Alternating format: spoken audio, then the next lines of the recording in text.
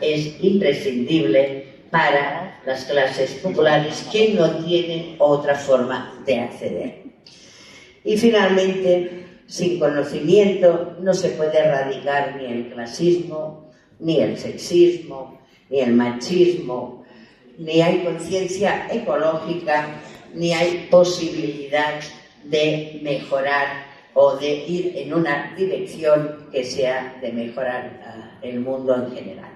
Todo eso ha sido posible a partir de las leyes. Se han hecho leyes que han introducido y que introducen, al menos en España, no sé aquí, todas las nuevas metodologías, los nuevos currículums, etc.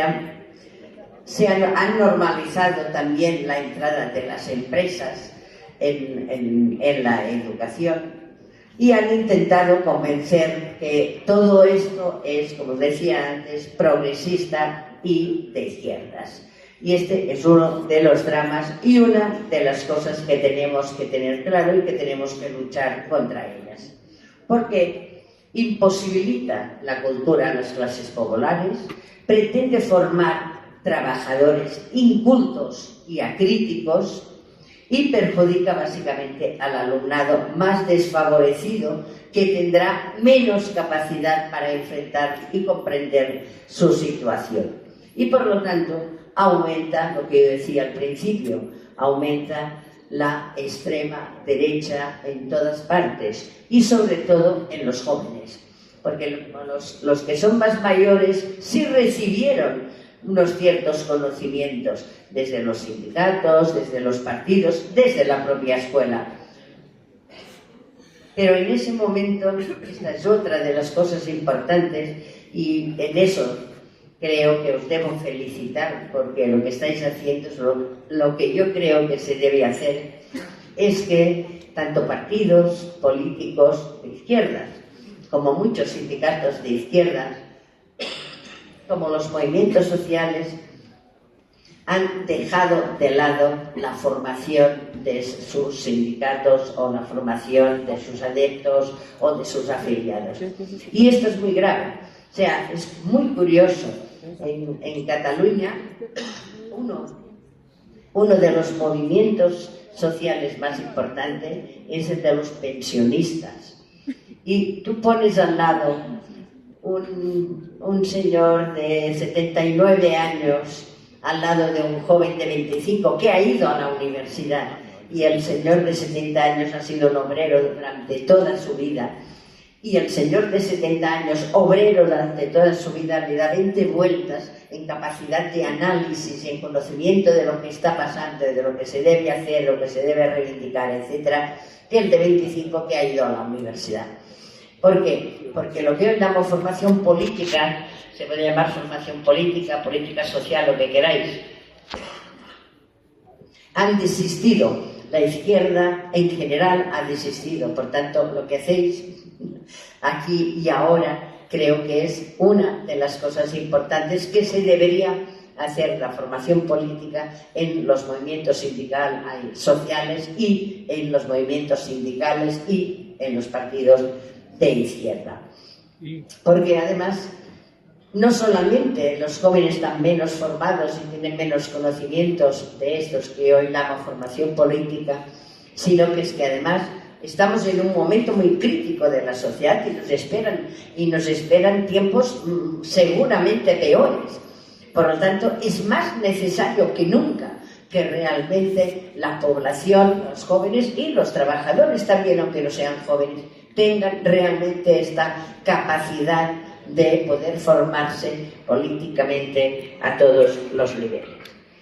Otra de las cuestiones que están sobre la mesa es la educación digital. La educación digital, cuando llegaron los... Son las 12 casi.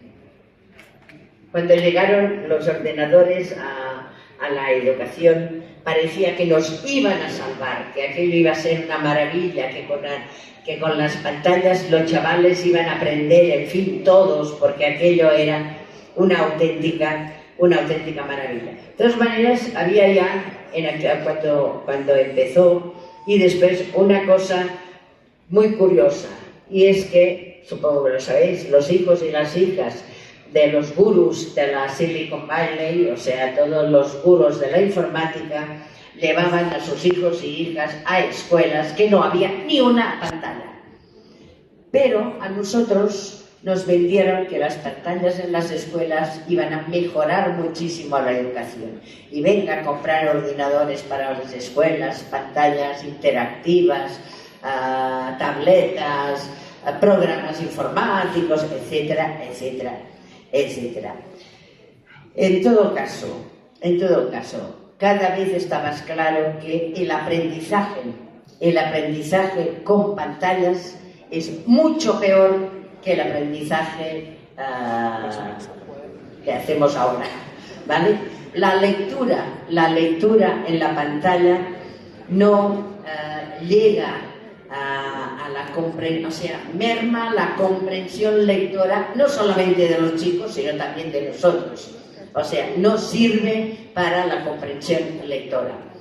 Los chavales jovencitos y los niños pequeños que les dejan el móvil todo el día y que están jugando con el móvil, tienen cada vez más retrasos de lenguaje, retrasos de psicomotricidad, y por lo tanto queda claro de una vez por todas que las pantallas no sirven para aprender. Esto es una cuestión que creo que es muy importante, porque realmente otra de las partes importantes del negocio en educación es las pantallas, los programas informáticos, las plataformas, etcétera, etcétera, etcétera.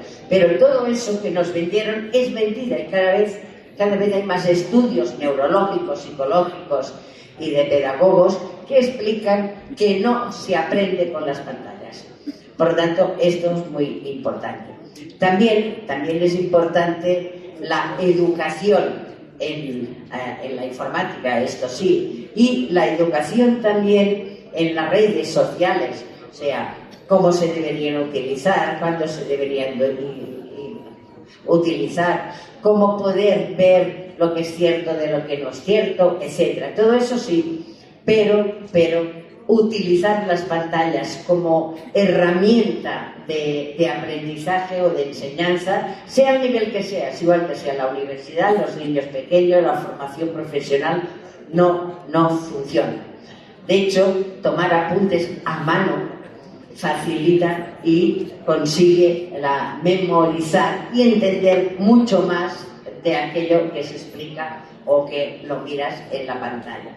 La lectura en papel aumenta la concentración y la comprensión lectora y la memorización. Cuando leemos en la pantalla memorizamos muchísimo menos que si leemos en el papel. Conclusión, pues eso, hay que minimizar las pantallas como herramientas de aprendizaje, solamente para aquello que sea imprescindible. Hay algunas cosas que sí que es importante utilizarlas, pero lo mínimo posible. Pero además de que no sirven para el aprendizaje, hay también cada vez más estudios que están señalando y están alertando de la salud mental en los jóvenes. Y esa sería otra de las cuestiones importantes. El YouTube, los TikToks, los YouTubers, Instagram, etcétera, lo que hace es aumentar el aislamiento de los jóvenes, la incomunicación, y puede llevar a cuestiones como la depresión, enfermedades mentales e incluso suicidios. O sea, han aumentado los suicidios en jóvenes muy enganchados en las redes sociales. Y es que tiene el móvil, las redes, tienen algo muy importante, y es la inmediatez por un lado y el que no se termina nunca. O sea, fijaos, tú puedes coger el youtuber y puedes tirarte 7 horas y cada vez hay una cosa nueva y aquello no para. Es igual que sea el YouTube, que sea cualquiera de estas redes. ¿Qué implica eso? implica que la inmediatez se queda instalada y los chavales no tienen paciencia, no tienen capacidad de atención, no pueden estarse quietos, tal. Y una cosa muy importante, no tienen la posibilidad de aburrirse, porque el aburrimiento es una fuente de creatividad. Si tú tienes niños y niñas de 4 años y no les facilitas la televisión o el móvil o la tableta, al cabo de media hora de decirnos nos aburrimos, están creando un juego, están inventando un juego. Y los jóvenes igual, si se aburren, inventan o pintan o llaman al amigo o salen o escriben o leen, que es otra de las cuestiones importantes, que no leen, etc. Por lo tanto, es otra de las cuestiones importantes. También fomentan la competitividad individual. Fijaos que tanto el culto al cuerpo de la cantidad de TikToks y YouTubers y de chicos y chicas que salen enseñando su cuerpo, sus vestidos, cómo maquillarse, etcétera, etcétera. Se estimula muchísimo el culto al cuerpo y la competitividad de quién es más guapo, quién tiene más likes, etcétera, etcétera. Y también otra cosa muy importante, no sé si aquí también ha llegado, pero la pornografía. O sea, a los 8 años los chavales ya acceden a la pornografía. Y la pornografía no es la forma de acercarse a la sexualidad. La pornografía lo único que hace es que los chavales se acostumbren a que la sexualidad es violencia, es sometimiento de la mujer, es, en fin, todas estas cuestiones. Y de hecho está aumentando las agresiones sexuales de los jóvenes a las chicas jóvenes, y una no solo, pero una de las causas es justamente la pornografía en las redes sociales. También el acoso escolar o el acoso laboral, que se da también a partir del móvil, a partir de las redes, porque es mucho más fácil acosar a alguien desde tu habitación y mandarle mensajes y acosarlo, etcétera, que no hacerlo verbal y presencialmente. Por lo tanto, todo eso nos lleva a una conclusión. Para el aprendizaje nos sirve, para los niños y niñas es nefasto, y para los jóvenes hay que ir con mucho cuidado, porque realmente esto favorece todos los males que antes hemos dicho. ¿Por qué? Porque finalmente también transmiten ideología, como he dicho al principio. Y además, la ideología de derechas está muy presente, sobre todo en los youtubers, los TikToks, etc. De hecho, aconsejan que no se dé un móvil a ningún joven que no tenga al menos 16 años, cosa casi imposible, porque a los 8 años tienen todos, pero en fin, en todo caso, si queremos mejorar la sociedad y queremos que nuestros chicos y chicas sean más o menos conscientes, deberíamos retrasar lo máximo posible la entrada a las redes sociales. Yo no sé si era a las 12 que tenía que terminar yo. Bueno, continúo. Si quieres, ven hasta la 1. Bien, aparte de la cuestión ideológica, aparte de la salud mental y aparte de que no sirven para el aprendizaje, lo que sí que está claro es que es otro de los grandes negocios en la educación. Hay un aumento exponencial de beneficios de estas empresas a partir del software, de los ordenadores, de los libros digitales, de los programas educativos, de la venta, y finalmente de la venta de datos de los alumnos. Todas estas cosas que están haciendo los chavales son datos que obtiene el Google o quien sea, que es otro de los grandes negocios y algo que en el futuro puede llegar a perjudicarles mucho. Ahora ya hay veces que cuando van a buscar trabajo alguien les enseña, mira lo que decías, mira lo que hacías, que está colgado en el Facebook o está colgado en cualquiera de estas redes sociales. Y esto implica además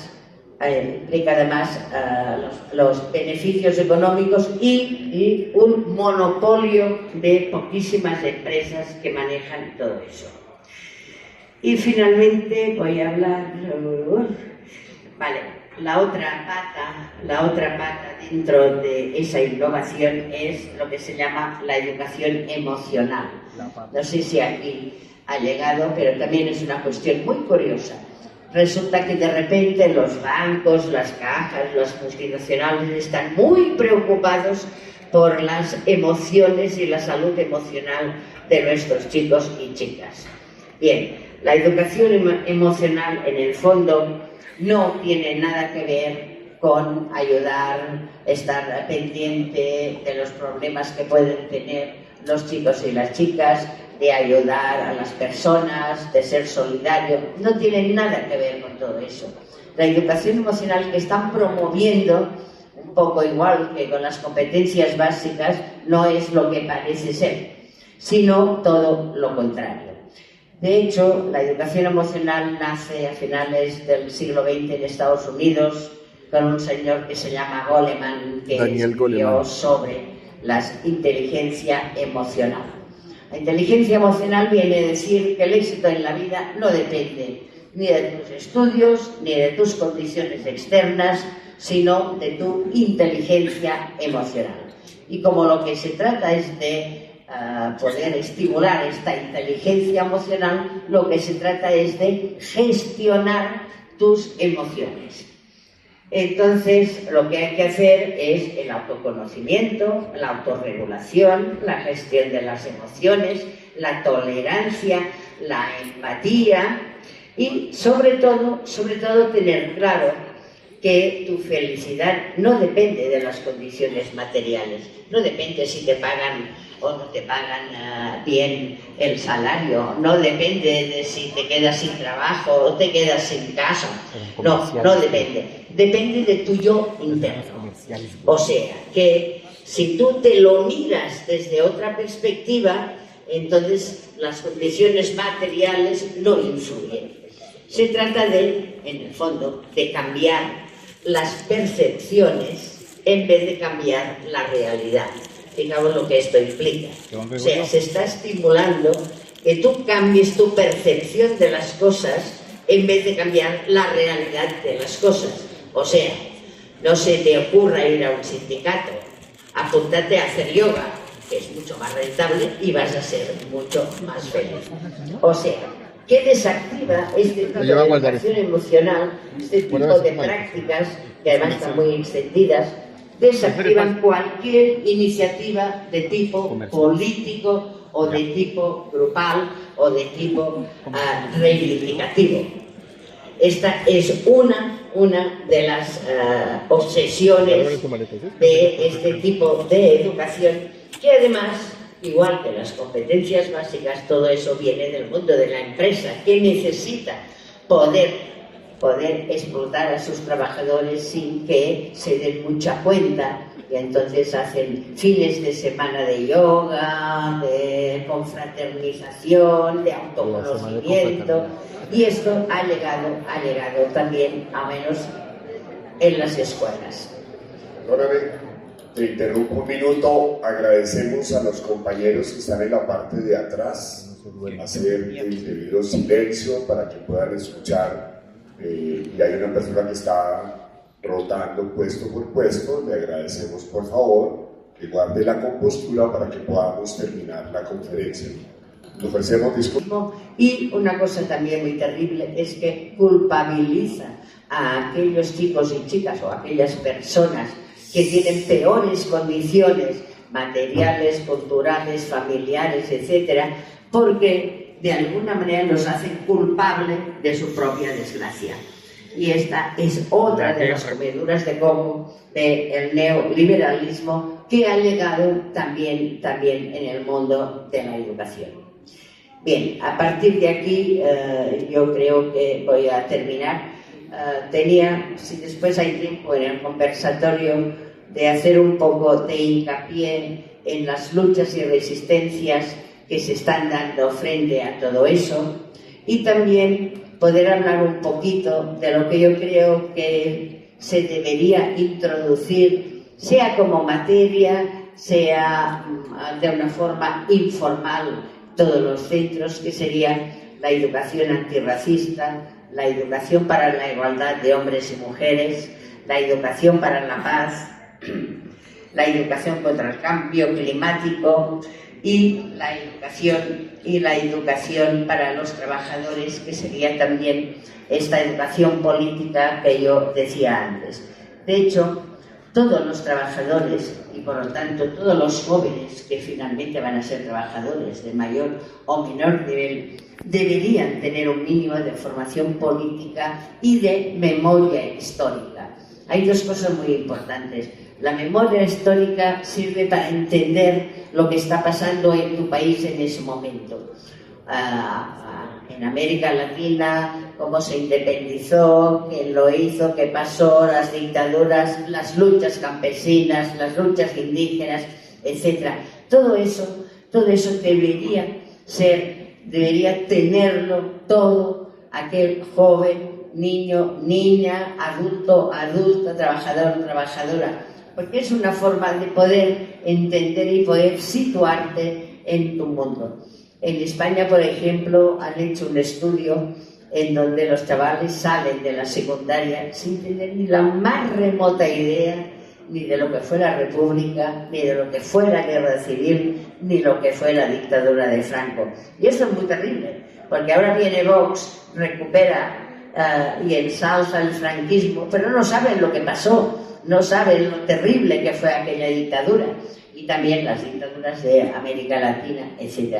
Esto por un lado, de memoria histórica. Y la otra cuestión que a mí me parece muy importante también es esta educación, yo no sé si se podría llamar política, pero deberían tener los jóvenes y los trabajadores y trabajadoras un mínimo de idea de lo que es el socialismo, lo que es el comunismo, lo que es el capitalismo, lo que fue el anarquismo, lo que fueron las luchas campesinas, cómo fueron conquistados los derechos que ahora tenemos o cómo fueron usurpados. O sea, tener una visión que les permita situarse y entender un poco y sobre todo defenderse de su situación o de lo que está pasando. En definitiva, si queremos mejorar este mundo, debemos educar, debemos formar para que ello sea posible. Y las personas que tenemos el privilegio de educar, en el lugar que sea, en la etapa que sea, tenemos la obligación de trabajar para este mundo mejor. Si queremos transformar la sociedad, debemos parar la deriva neoliberal en la educación. No debemos educar para que nuestros jóvenes o nuestros trabajadores se adapten a este nuevo mundo de trabajo precario y desigual, sino para que puedan defenderse de él. Por lo tanto, debemos dar a todos nuestros jóvenes y trabajadores, sobre todo los más desfavorecidos, acceso a los contenidos culturales para que puedan comprender y poner en cuestión las causas políticas y económicas de su situación.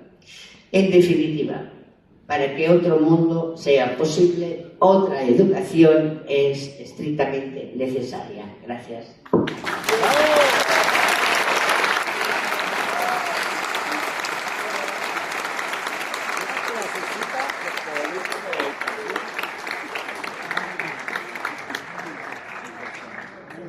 Doctora, muchas gracias por su participación en esta conferencia. La esperamos a la 1:30 de la tarde para continuar con el conversatorio. Y ya ahora el compañero Carlos nos dirá para seguir adelante. Muchas gracias. Muchas gracias por los comentarios de los compañeros. Las inquietudes que surgieron en esta conferencia las vamos a abordar durante el conversatorio. Entonces, habrá un espacio mucho mayor, mucho más amplio.